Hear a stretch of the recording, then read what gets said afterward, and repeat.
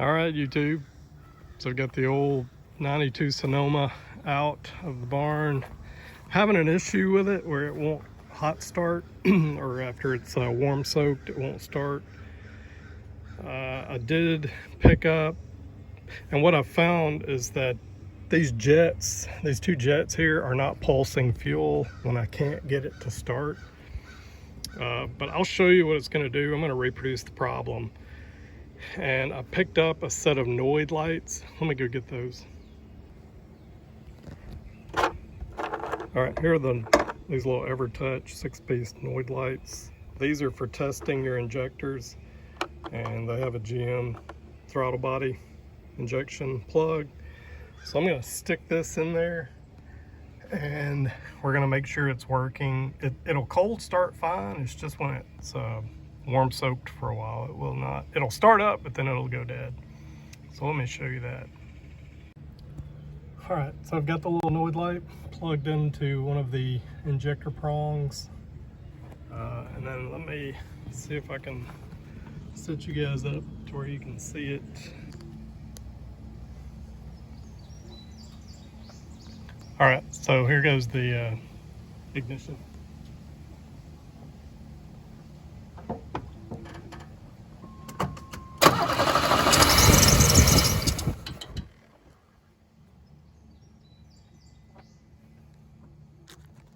All right, so you can see it starts up fine. It is getting good pulse to the jets.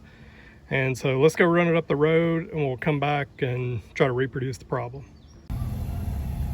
All right, just came back from about a 15-minute drive.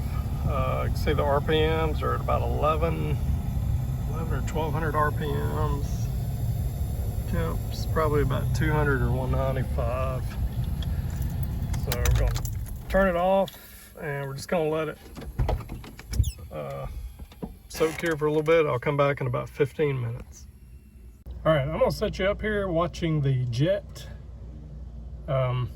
My expectation is that it's gonna crank up and run for about 3 seconds and then it's gonna die. I'm gonna recrank it. It's probably gonna crank for just half a second, die, and then it won't start at all. So let's try that.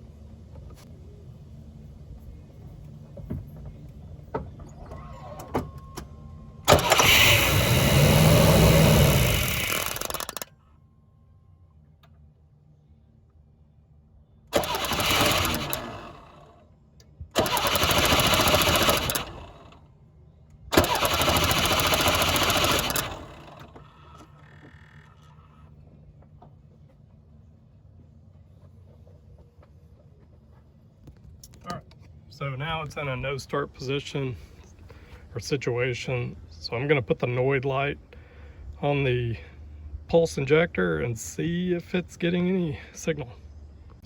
All right, we got the Noid light hooked up to the injector and let's see if it's firing and getting any fuel.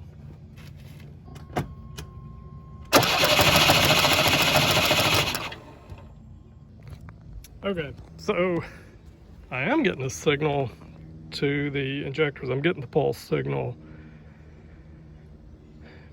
but it's not firing any fuel.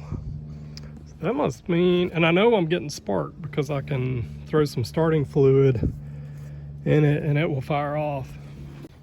All right, and then just to show that I've got spark, I'm gonna shoot just a little bit of ether starting fluid in there, and then we'll start it. I'm pretty sure it's gonna at least fire up a little bit.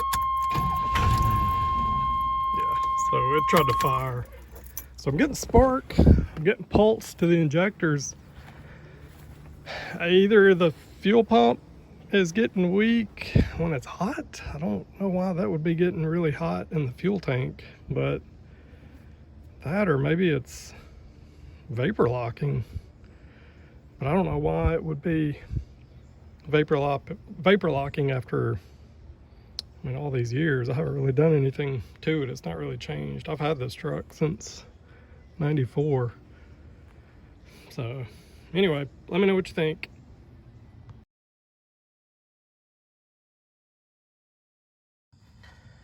Hey guys, changed out the fuel filter, and I noticed, and I don't think the filter was dirty or causing the warm start issue, but I'm hoping I found what the issue might be.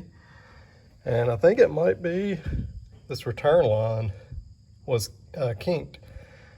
And it's actually better than it was before. I bent the lines a little bit, but the other day when it was wouldn't start, I came down here and pinched this line to try to open it, and I could hear air bubbles. So as a temporary just experiment, I'm going to put a PVC stent around part of it to keep it from collapsing. I'm gonna take it out for a drive and see if start after a warm soak. We'll see if that's the problem. All right, so there's my stent. I bent the line just a little bit more, so let's take it out for a drive. Let's hope that's the problem. All right, moment of truth. Just took it out for another little drive. Let's see if it'll start. Normally it would start up and go dead. So let's see if the kinked fuel line and the fuel filter replacement has fixed it.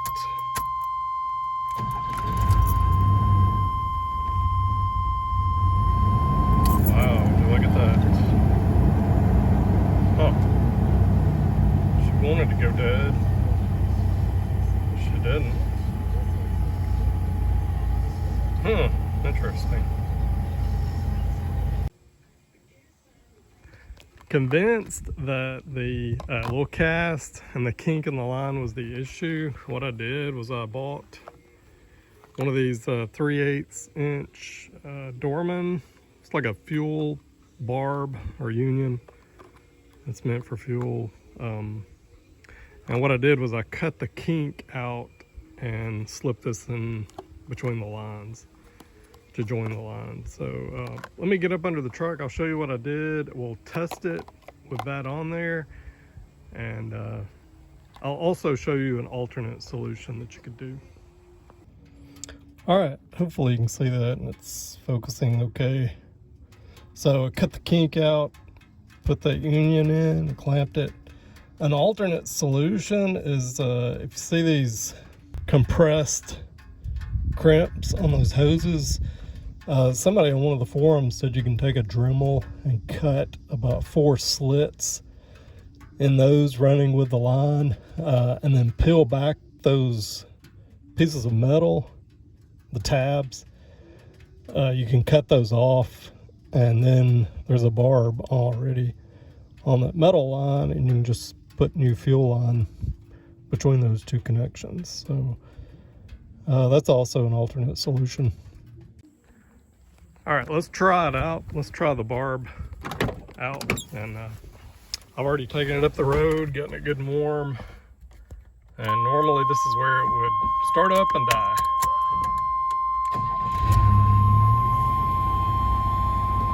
Custom design, jewelry repair in store.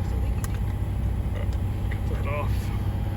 Yep, she is good to go. I'm gonna pull this thing back in the barn here. All right, thanks for watching.